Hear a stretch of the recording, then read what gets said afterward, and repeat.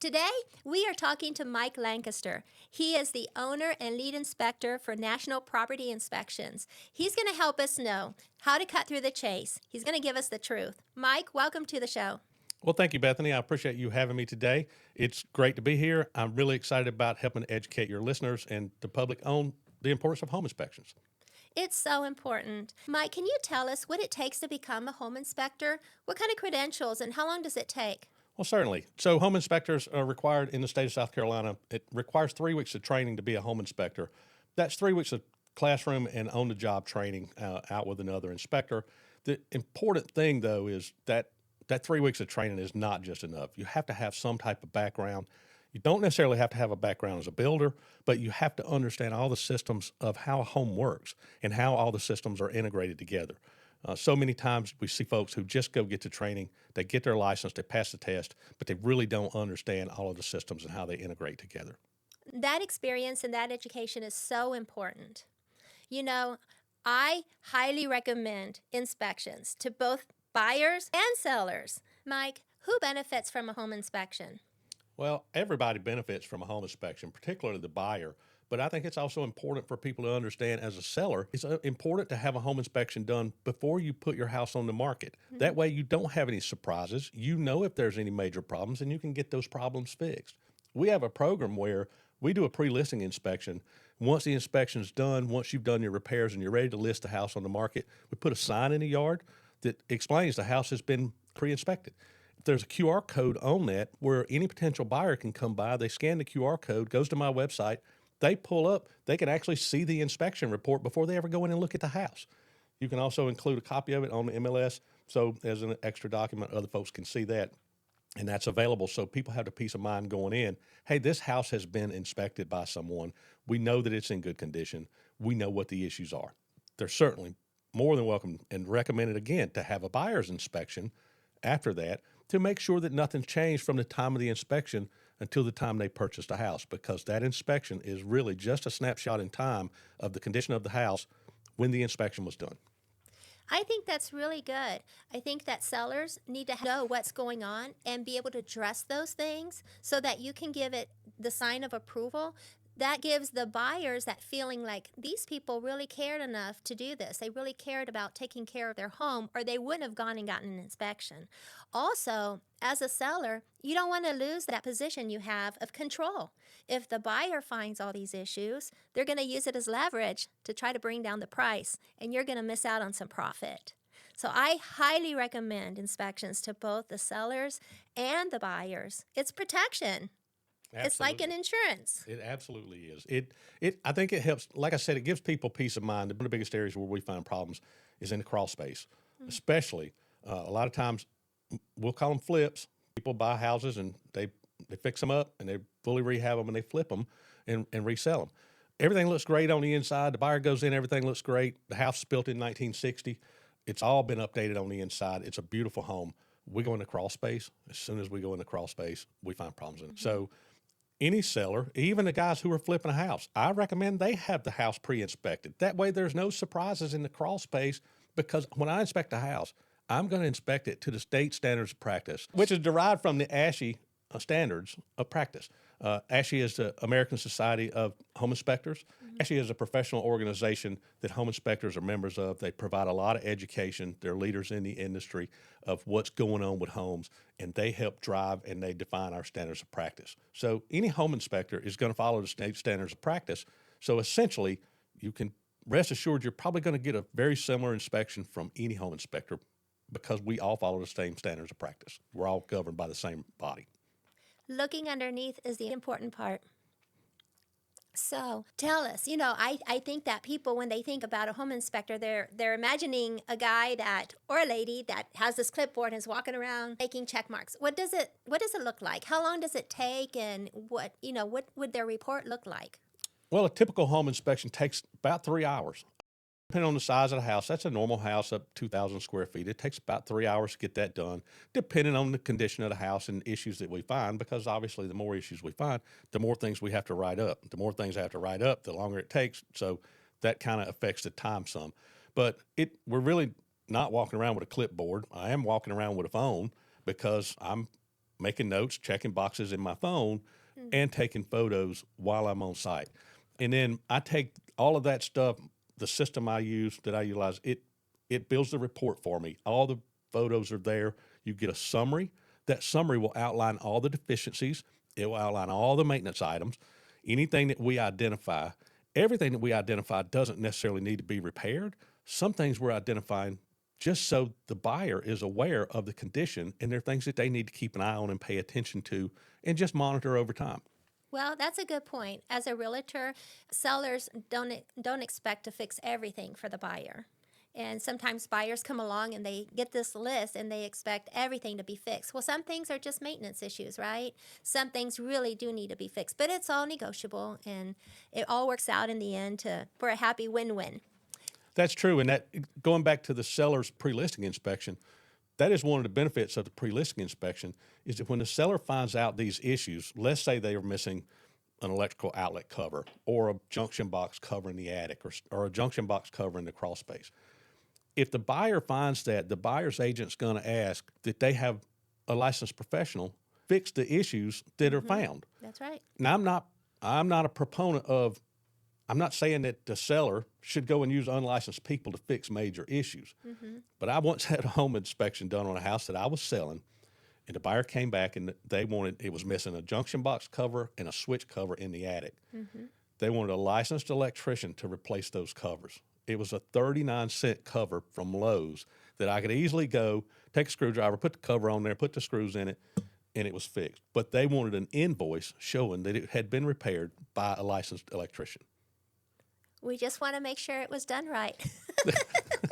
Now that was excessive. I agree. Yeah, those are extreme. Those are extreme situations. But there are situations, especially on flips, like the one you were talking about earlier, where these people aren't necessarily the professionals or licensed in doing, for instance, the electricity part. And you go to the box, right? And you find the wires are all over the place. And I'm sure you'll tell us about some crazy stories about that here in a minute. But so you went out, you did an inspection. About how long does it take? Depending on the size of the house, an hour, 2 hours? About 3 hours. So 3 hours, yeah, the wow. inspection runs about 3 hours. They can run 3 to 3.5 hours, depending.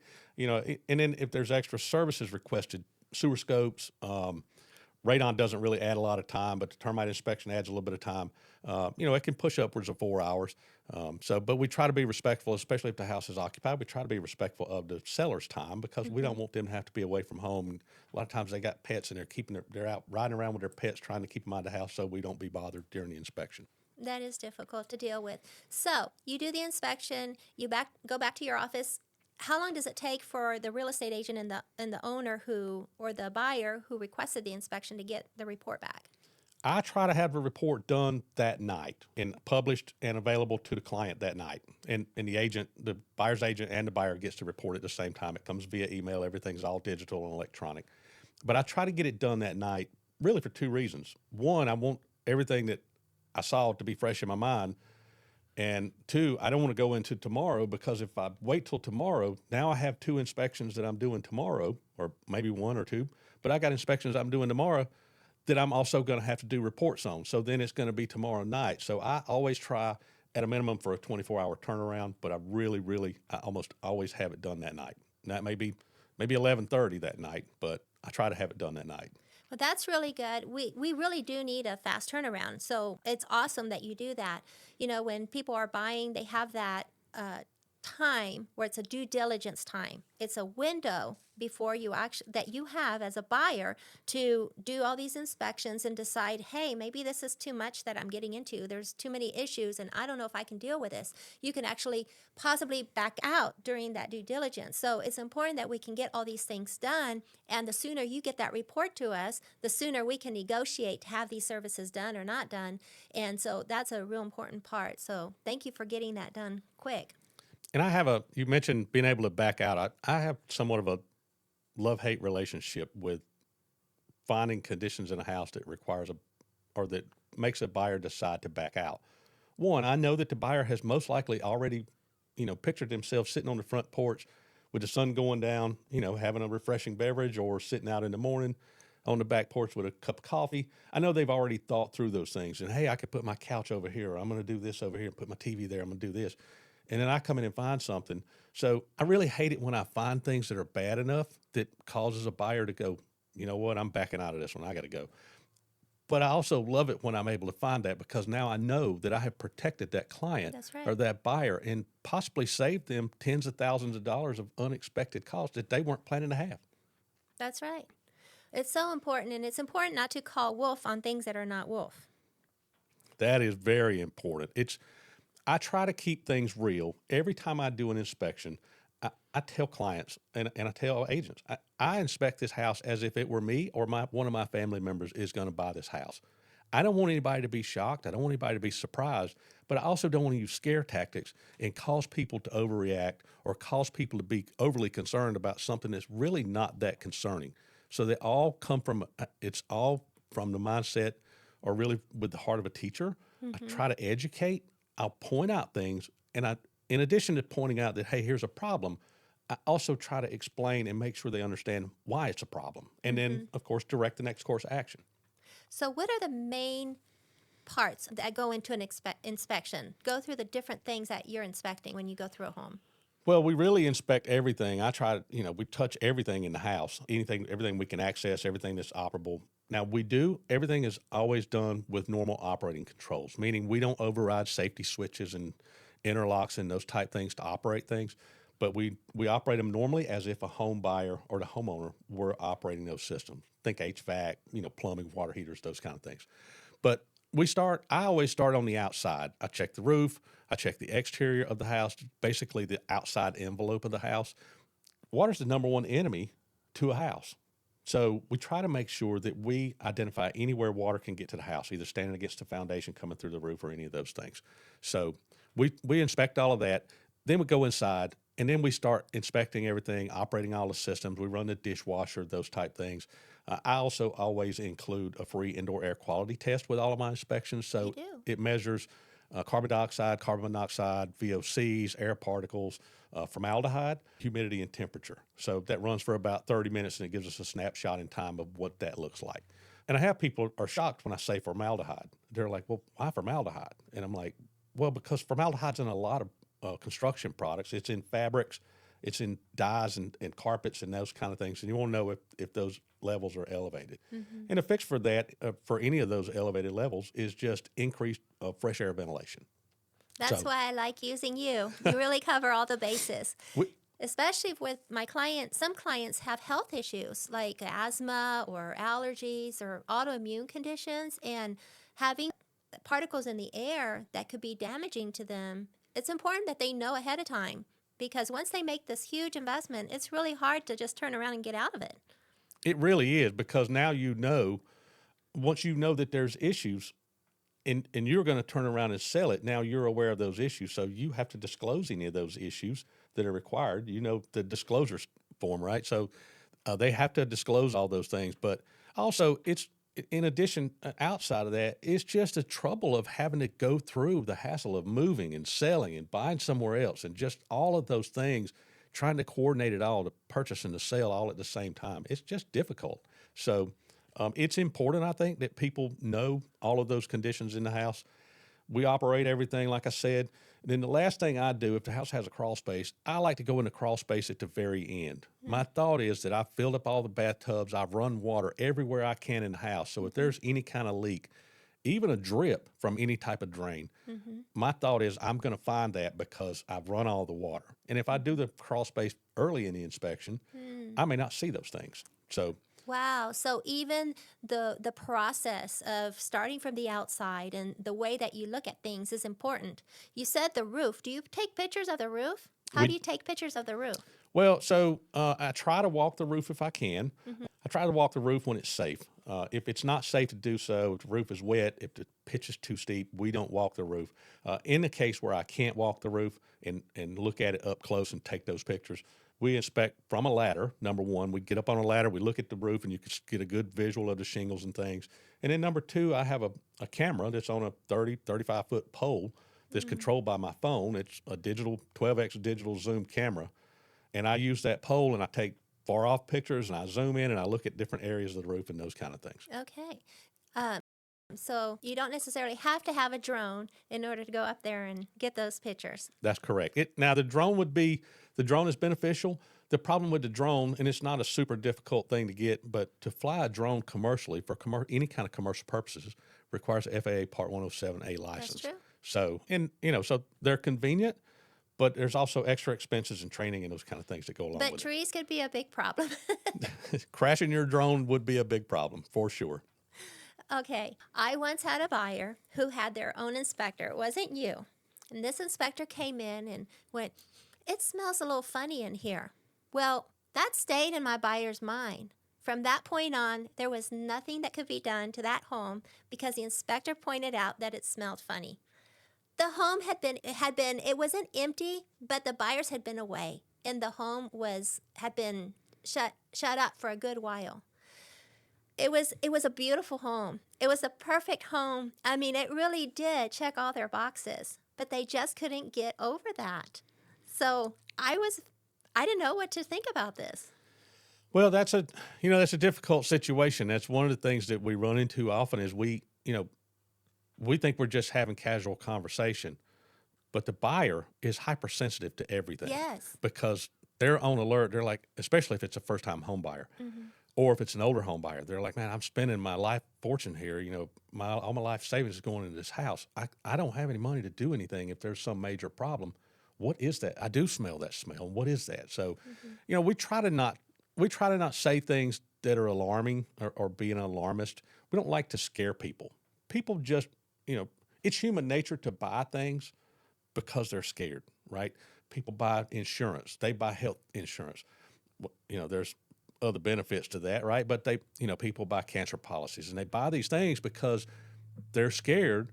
They're scared of the unknown. So there's a fear purchase thing, and that's just kind of human nature. We try to remove that fear. We don't try to sell things based on fear. Now, it's a little bit different. You mentioned the ductwork and stuff earlier. I'm going to tell that story Okay. because that was something else. I had a home buyer who they had already bought the home. They loved the home, and they wanted things to be checked out. So they kept bringing people in. They brought a plumber, and we can talk about that later. They brought somebody to clean their ducts.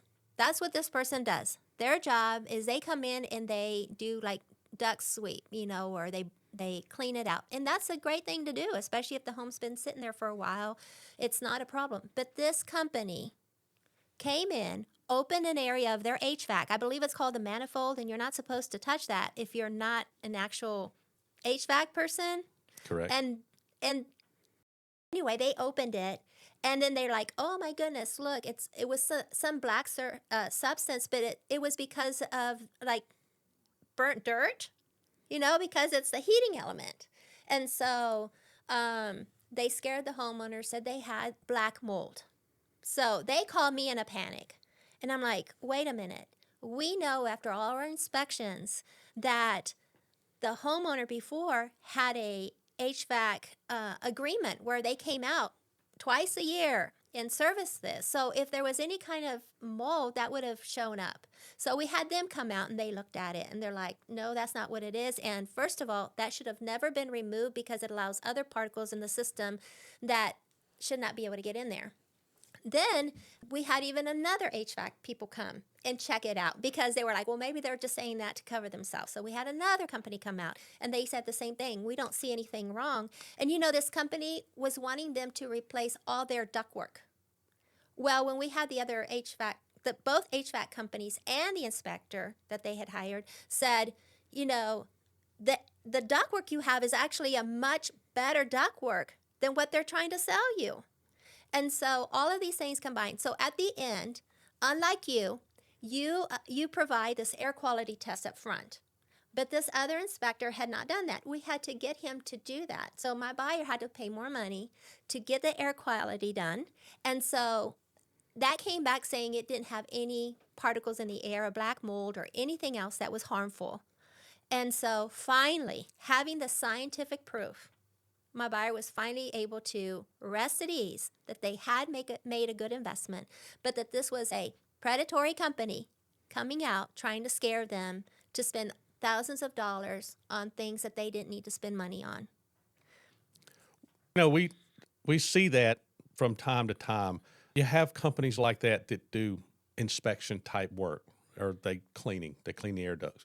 You have to be very careful with anybody that you bring in to do those type things, and be very wary of their recommendations, and understand who they are and who they're affiliated with. If they're affiliated with a company that does ductwork, or an HVAC company, maybe they're doing that, and like you said, didn't need it. Maybe they're just being deceitful and trying to get work done or get work for the duct company that replaces the ducts. So one thing to note, and that's kind of why I think home inspectors, and one thing that I like that South Carolina does, as a home inspector, as a licensed home inspector, I'm not allowed by the state to do any work on a house that I've done an inspection at for 1 year.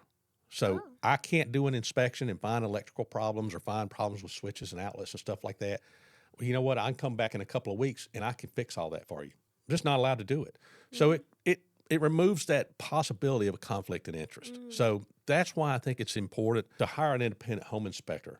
And that kind of jump into a little bit with, don't want to get really off topic, but kind of jump in a little bit on new construction and the importance of doing an inspection on new construction. Let's just go into it. So Sure. there's a lot of builders out there that I've actually had clients that called me to do an inspection, and they said, well, the builder's rep told me that I don't have a realtor, but I'm working directly with the sales office for the builder, and they told me they have an independent third-party inspector come out and do all their inspections. And so it's really not needed for me to hire an inspector to come out and do an inspection on my own. It just saved myself the money. Well, I try to tell those folks, I'm like, you got to think about that. They said that they hire an independent third-party inspector. They may hire a third-party inspector, but that inspector is now not an independent third-party inspector because he's working for the builder. That's correct. And I'm not saying that any of those guys that do those inspections for builders, I'm not saying they're doing anything unethical. I'm just saying that they're not an independent third-party inspector. You want somebody that's on your team when you're buying a new construction house that's looking out for your best interest. We find all sorts of problems on new construction. And it's not that, I don't think it's that the builders are trying to be deceitful or selling bad products. Right. I think it's just a volume thing, and they just don't have the time. Things get overlooked. Well, let's just talk about this because, when you're dealing with a new construction, there's people coming in and out. There's people working on top of each other. So one person fixes one thing, another one comes in and does something else and messes a little bit of something that somebody else did. We see that all the time, and going back to your comment about, they're working with the builder, that person really needs a real estate agent as myself representing them. Just because they're working with the representative there, and even if they're a real estate agent, that is a representative for the builder. They're looking out for the builder's best interest. I know we're not here talking about today, but keep that in mind, folks. You really need representation before you go talk to a builder. If you don't have an agent, say, I already have an agent. Bethany Angel's my agent. Because once you start talking to them, you kind of waive your right to representation. So just a side note. But, over the years, I have bought many personal homes myself. And many years ago in San Antonio, Texas, I bought this home. It was the model home. The community was finished, and the builder was trying to be done. And I bought that model home. And I was much, much, much younger, many, many years ago. And I thought, for sure, this is the model home. Everything's perfect. Everything's perfect. Well, here we go. A little while later, maybe right after that year mark where the builder's responsible for fixing everything, all of a sudden my shower won't drain. Can you believe it? I'm like, what's going on with my shower? I had to call a plumber out, and you will not believe what we found in there. First of all, they had to tear up my shower, which was very expensive, but they found a 6-inch 2x4 piece of wood stuck down in the drain. Construction debris is what I find a lot in new construction. People are in there doing the caulking, and they go to the sink, the very sink that you're going to use, wash their hands, and that sticky substance goes down that pipe. So, yes, new construction needs to be checked out. On another occasion in a different state, we were moving. My husband's job required us to move fast, and we even bought the home sight unseen, believe it or not. Oof. We just had to get moved. And everything was fine. And we had an inspector at the beginning, and then we had our inspector come back before the end of the first year. And at that time, they found a major truss. Well, not truss. It was a major beam in our attic that was compromised, but that had been missed. So what about that independent third-party inspection? What about even the first inspection we did? One set of eyes can't see everything. So it was caught on the third time. And you know what? The builder, they said it wasn't a big deal, that they weren't going to fix it. It was a big deal for us, but they didn't think it was a big deal, although it really was. And they also refused, when we had our first inspection done, they refused to fix many things, saying, oh, well, we're at code. What we did is at the county code. It's not a problem. We're in the county, and we only have to do it. Can you tell us a little bit about these codes? Well, that's a very interesting and a very touchy topic, because there's a lot of builders. I have a good friend that's a builder. He built my house. We did a custom build about 6 years ago, right at the very beginning of COVID. We did a custom build, but he's a good friend of mine, and I was talking to him about home inspections and starting this business and everything, and and he just kind of blasted. He kind of put me on blast. He said, "Man, you home inspectors, man, y'all don't know code, and you don't, you write up stuff that's not code, and you make it all these big problems for us builders and stuff." And I'm like, hold on a minute. And I almost said his name. I don't want to say his name. No, we love builders. Yeah, we but need them to build. no, I think they're great. But I think that there's a misconception sometimes with home inspectors and what we do from an inspection perspective versus code. Mm-hmm. We have to know some code, but we're not code inspectors. Mm-hmm. Code inspectors have a completely different structure. They do things completely different. It's a completely different licensing process. So we're not code inspectors, but we understand code. Mm-hmm. The thing with home inspectors is we have to be knowledgeable of code for the last 75 years, right? Because if I inspect a house, many territories. Right. If I inspect a house that's built 75 years ago, it's not going to be up to code today. The house doesn't have to be up to code for you to sell it, but we will reference things they don't follow or they don't meet current code, but it's not required. And one good example is ground fault outlets in the kitchen, ground fault outlets in the bathroom. House built 50 years ago, that wasn't required. That's right. It's required by code today, but it wasn't required 50 years ago. So we just mentioned it. This was not a code requirement 50 years ago. I never used the words code. This is not by code. I don't use that in my reports just because, like I said, I'm not a code inspector. But I do mention this may have met code when the house was built, but it doesn't meet current safety standards. Recommend having this upgraded to meet current safety standards of today. So that's kind of the big thing with code. And one interesting thing about it, just talking new construction on the code things. So they do send code inspectors out, but those guys are very, very loaded up with work, especially with all the new construction around here. They don't have a lot of time to spend on site. And I'm not saying they do it on purpose and miss things. They're just human and they do miss things. I did a new construction not long ago, going around checking all the ground fault outlets. None of the bathrooms had ground fault protection. Well, that is a code violation on new construction because it's required. Yeah. But it got missed during the code and the final CO or during the electrical inspection. It got missed. So that's one of the benefits of having us come in is we take another look at things. That's true. In a very methodical process. So we kind of go through a step by step and it's kind of a wash, rinse, repeat thing. So every time we go through, we just keep it builds confidence. It builds repetition, right? So the more you repeat things, the more it just becomes second nature. And it's a terrible curse as a home inspector. Any other home inspector will probably tell you the same thing. Everywhere I go, I'm always looking at things and I'm like, I see something. I'm like, oh, look at that crack over there. I'm like, oh man, there's a spot on the ceiling. I hope they know they got a water leak somewhere and they need to get that checked out. That's a good question. So what are some of the big things that, even homeowners, when we walk in with our clients, the realtors, with buyers, we walk in and we're looking for things. What are things that we can be looking out for before you come out? Well, that's an interesting topic. We have, through our franchise company, they went out to all of our franchise owners and they polled them and said, hey, what are the top 10 things or what are the big things that you see in your market that causes a deal to fall through or a buyer to back out of a deal? So our marketing team put together a PowerPoint that is the top 10 red flags for a home.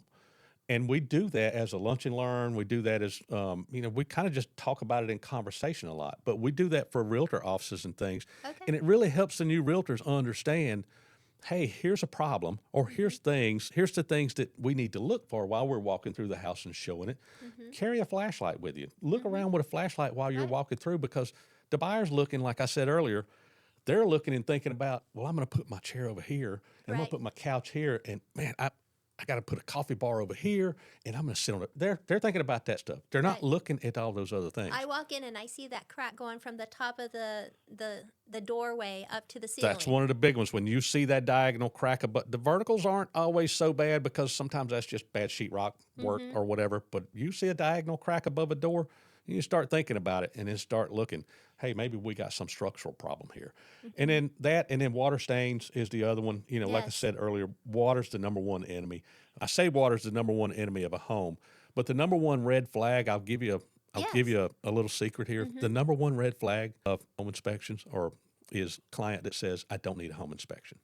As soon as that client says that, that's a big red flag. Yes, it is a real and you'd be really worried about what's going on. And not necessarily the buyer, but the seller. Oh, everything's great. You don't need a home inspection. Right. Well, that's even more reason. So, yeah, of course. But, talking about those structural things, probably one of the funniest things that I've seen in a crawl space is, and I've seen it twice now in the past 6 months. So I did an inspection for a realtor or for a client. He and the realtor came out. I'm under the house, and there's a hydraulic jack under the house, like the rolling floor jack, like you would jack your car up to change your tire or change your oil. It was sitting on top of cement blocks under the house with some boards going up to a floor or to a beam. And so I showed it to the agent, and we just thought that was the funniest thing. Of course we wrote it up and everything, but it was like, wow, somebody they literally put a jack under the house. And so we laughed and joked about it, and I did another inspection for him a couple of weeks later, and there was a couple of issues there. And he said, well, at least there wasn't a floor jack under the house. And I was like, well, that's true. And like 3 weeks later, I was doing an inspection for somebody else, and I found another jack under a house. This one was the old style, like the 70s, the little click, click, click, click, my goodness. like the old style. And somebody had welded a pipe to it. And I'm like, who does this stuff? So that's the important thing and why you got to go in the crawl space, because, you just don't know what's going on in there. You don't know what people have done. And there's people, whoever did it, I'm sure the guy had great intentions. And it was, he did it with the best of intentions. Hey, I'm fixing the floor. And the funny thing about that one was that buyer was there, and she actually at least had a sense of humor. She says, well, hey, the floors are a little unlevel up here. Can we just go down there and jack that up a couple of clicks and level it up? My goodness. And so, at least she had They really wanted that house. Yeah, she had a good sense of humor about it. So that's good. I once bought a house on the lake. It was beautiful, and they had I had what was called like a Florida room, with a lot of light. Found out that they had built that room just on a deck. Wow. So we had to get an engineer to come and the proper footing down there and do everything that needed to be done properly. So just because we walk into a home, it doesn't mean that, and they have an addition, doesn't mean it was done right. That is a good point. We see a lot of decks, just decks that aren't done correctly. They're not flashed. They're not flashed correctly up against the house. Without that flashing, water gets in behind there, can get into the foundation. They're not attached. That ledger board there's not attached correctly. So there's all types of problems with decks in general. We see a lot of them that aren't built correctly. So that's important, because what a lot of people don't understand is when you have a deck, if you got a couple of 2-3 people on there, you put some screws in it and stuff. And if you don't use on joist hangers or the correct nails on joist hangers, a lot of folks just use the deck screws and they run those in there and they're like, well, these are fine. They're screws. They're going to hold good. It's not about it holding and backing out in those cases. The problem there is the shear load on it. Those screws are not designed for that vertical cross-section shear load. That's why those nails are important, to use the right nails. They're the right size. So, but we see that kind of stuff. But what people don't realize is, well, okay, you got 2 or 3 people, 4 people on the deck. Okay, you're probably fine. But if you have friends over and you have a party and you got 15, 20 people out there on the deck, okay, let's just say that people weigh on average 200 pounds apiece. 20 people, that's a lot of weight sitting on your deck. So that's 4,000 pounds hanging out there on the deck. It's a lot of weight. So One of the things that people want to know, Mike, is if their house is properly insulated. Like they're worried about an older home because they're worried about older windows or the type of insulation. Is there any advice that you can give in those areas? I know it could be a cosmetic versus a functional. You're looking at function. You're looking at things to be safe. right. So insulation is an interesting one. The older the house, the less insulation it has, typically in the attic, in the crawl space. A lot of these older houses, you get up around 50 years old, most of them don't have any insulation in the crawl space, just because they didn't feel like it was important that long ago. Is it easy to fix? It's relatively easy, depending on the height of the crawl space. I mean, I've been in some that are super, super low, and there's not a lot of room to crawl around under there. And I'm not at my high school weight now, so it's a little more difficult to get up under those. But I did solve that problem by I got a remote control car that only takes about 8 inches that I could send in the crawl space with a high resolution camera, super bright lights. I could drive it around the crawl space in areas that I can't get to. So we use that a lot of times for inspections when we can't get under it. But the insulation is, it's an important piece to the house. Attic insulation is much easier to fix because you can have somebody come in, and if you're kind of handy yourself, you can go rent the machine at Lowe's and buy the insulation and just blow it in to the attic and raise your insulation level in the attic. Crawl space is a little more difficult because it's fiberglass bats, and it just gets dirty, and it's better to hire a professional to do that. So Yeah. Well, that's good. That's all good information. I'm thinking about the moisture here in South Carolina, and you were talking about water. And when I go out with folks and we're looking, first time when we find a home online or they send me a home online that they're interested, I kind of look at the terrain. I want to see, how does the water flow? Is there really a way that the water runs off away from the home? Because that is a big red flag for me if all the water seems to be draining either by the house or to the house. Tell us about moisture, maybe even termites. What are some other inspections that are very important? Do you do those? Do you have other people that do those on your team? And what are things? Why would you never not want to do that kind of inspection? Well, a couple of reasons on the termite inspection. Before we get to the termite inspection, let's talk a little bit about, you mentioned the terrain and water. Yes. So that's one of the things we look at. It's one of the first things. After the roof, the first thing I look at is just the terrain around the house and just the general landscaping. And we look for any areas where water can pond up against the house.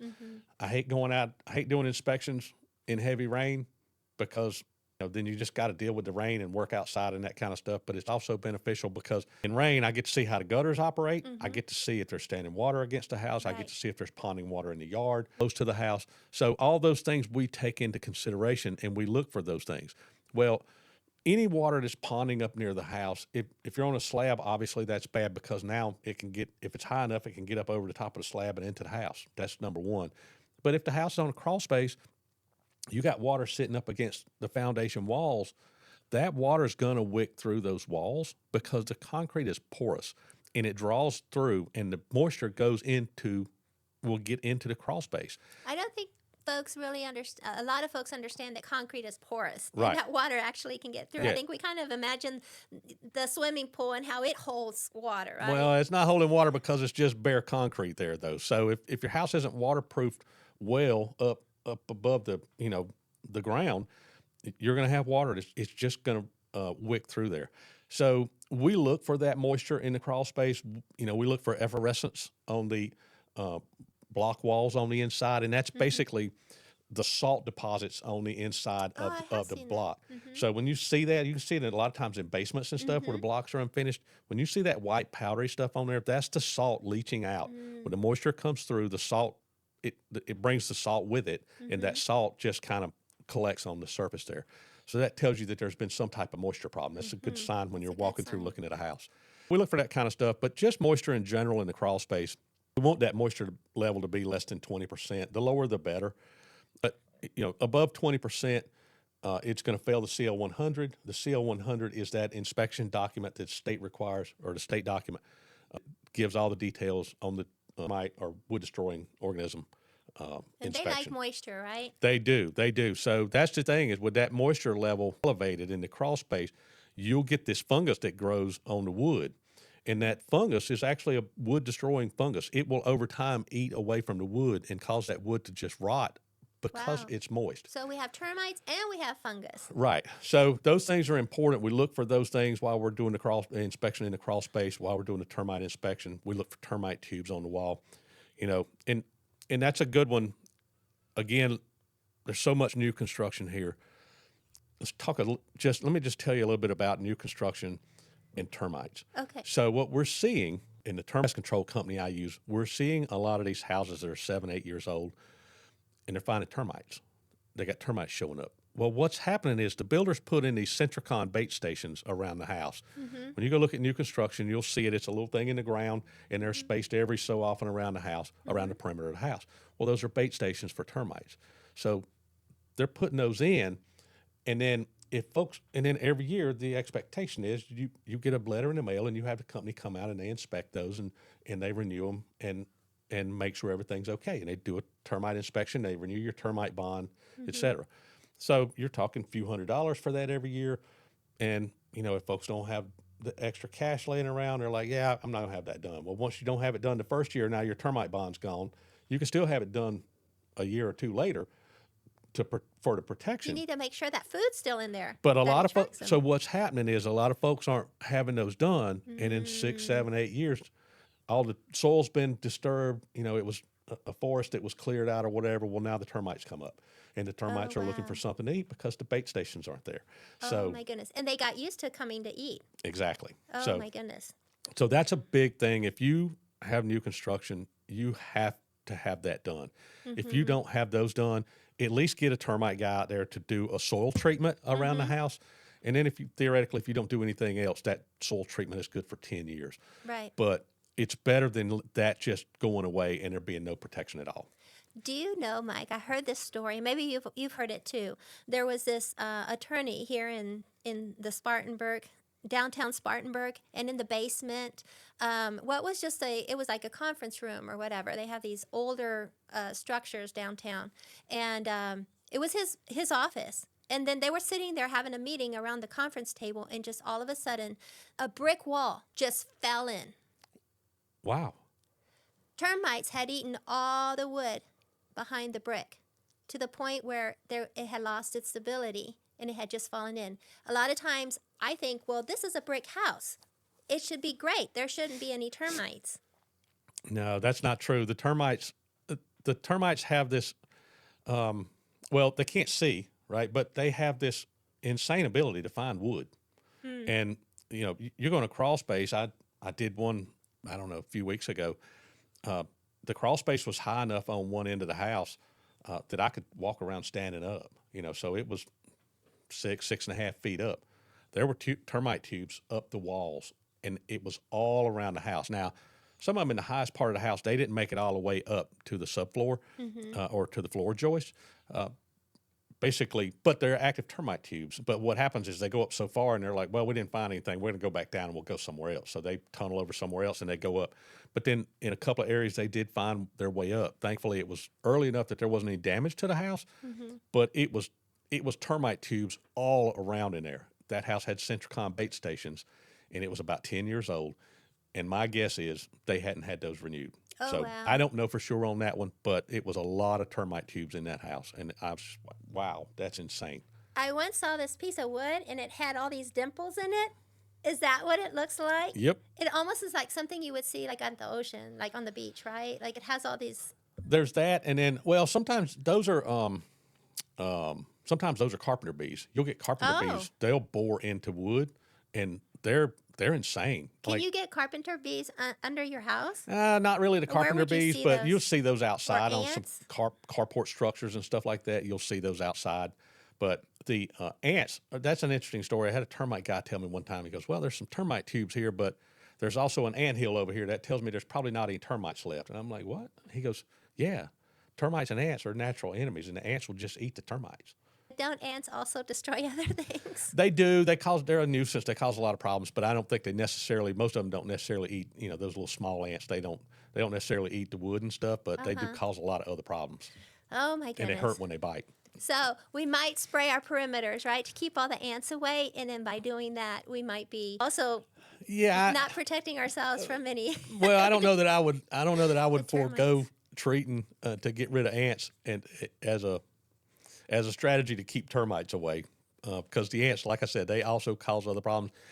When they start digging their colonies, they don't care. They'll just dig things, and they destroy the ground structure in areas where they dig, because they build all these tunnels, and you see in fields, you see all these big mounds of dirt and stuff. Yes. Well, and they're just bringing dirt up out of the ground to basically build their house bigger. Wow. So many things to consider, and only a qualified inspector such as yourself is who we should trust to take a closer look at these things and help us make those big decisions. Buying a home is a huge investment. It's a big decision, and we want to be able to do that with confidence. We want buyers to be able to move with confidence, not walk out of a deal, but be able to come to the table knowing that they're buying a good investment and be happy about the purchase that they're making. So I thank you so much for coming today and helping us learn more about home inspections. There's so much more to learn. And you mentioned that you have a class. You do it for realtors, but have you thought about maybe doing a class for homeowners? Would you be interested in doing something like that? we could probably put something together like that. I mean, between myself, probably get a few folks together to help out. To put kind of a big package together. Just an overall deal from a home inspection perspective, and then the importance of that. Probably could bring a termite guy in or pest control guy in, and he could talk a little bit about his part, and because he's got obviously more expertise on the pest control side and the the wood destroying organism side than I do, just because he's been doing it a lot longer. That way also people can ask questions about different things like preferences in insulation. Like some of us might like the spray insulation, and an inspector might say, don't do it on the roof because if there's ever a leak, you won't know. All these little things, although it's a great insulation. So there's just a lot of questions that people have because they've heard about some things from one person and different things from another. Another good questions might even be solar panels. How could those affect things? I know in real estate, those can be a big problem. Yeah, they really can be, and I'm certified to do solar panel inspections. We can check the output of them. Okay. We're partnered with a company that we go out and we take photos of everything. We measure out the panels. We get the model numbers and all that stuff off, and then we document the time of day, the weather conditions, and all those things. Well, this company, and then we also measure the output of the solar panels and the inverter and everything. Okay. We send all this data to this company. They compile all of that into a system, and then when they put all of that in, it takes into consideration the angle of the sun, the direction the panels are facing, and it determines how much of an output at that time of day, with those weather conditions, those panels should be putting out. So it tells really the efficiency of the inverter that's converting the power from DC power into AC power to run the house.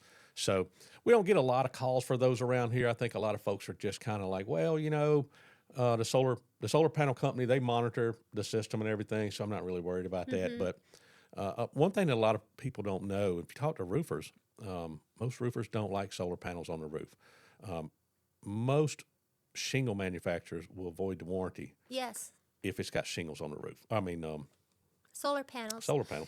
So I had once a customer. She wasn't my client. She actually had gotten a different realtor online. She was in California wanting to move to the Anderson area, and we started talking on the phone, and she said, I'm looking at this house with solar panels, and she said, I think that's wonderful. And I said, well, it could be. I said, but please do all your research on solar panels and what that might mean. I mean, I had read something about there's insurance issues. There's a lot of things. There are. And so those are all the questions you could go into so much depth with, and something like a webinar. Yeah, we could do there could be a whole nother topic on solar panels and roofs. So. Well, folks, if you want a savvy inspector, one that will tell you the truth and cut through the chase, that's going to be Mike Lancaster. So reach out to him anytime you need one. And if you need a realtor that's going to stick with you through all the things that require inspection, get you with the right people like Mike, call me. I'm here to serve you. I'm Bethany Angel, your favorite South Carolina realtor, signing off.